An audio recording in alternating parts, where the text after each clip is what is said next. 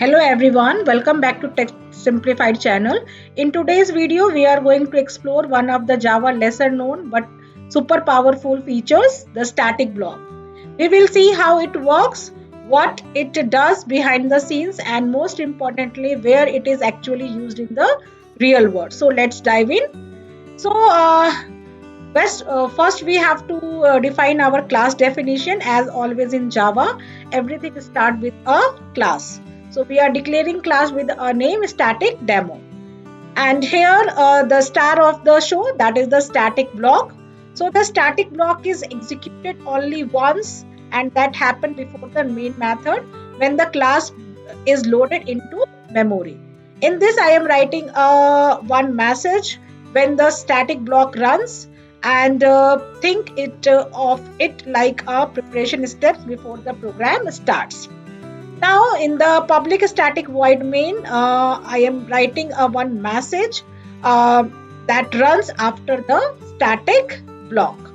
Okay, so as you can see that the static blocks execute first even though it comes before the main. Okay, so let's run this code and check that it is work properly or not. So I am going to run this code, and you can see that the static block execute first even though it comes before main. That's because it's triggered when the class is loaded, not when the class starts. So all right, now you might ask where is this actually used in the real world. So let me give you a few examples.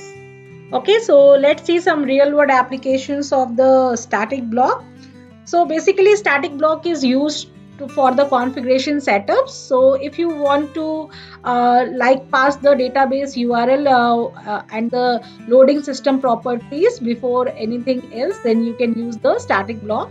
It is also used for the security checks or the licensing. For example, in the some applications, you can check license keys or initialize the cryptographic modules using the static blocks. It is also used for the library loading. For example, in frameworks or the API, static blocks are used to load the native libraries using the system.load library before any object is created. It is also used for the heavy initialization.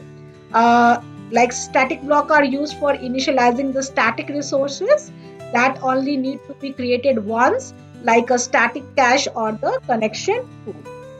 So the static blocks are simple but super useful, especially when you are working with the large scale applications where setup and configurations matter. So if you found this video helpful, drop a like, comment below with any questions, and hit the subscribe button for more Java tutorials. Thank you.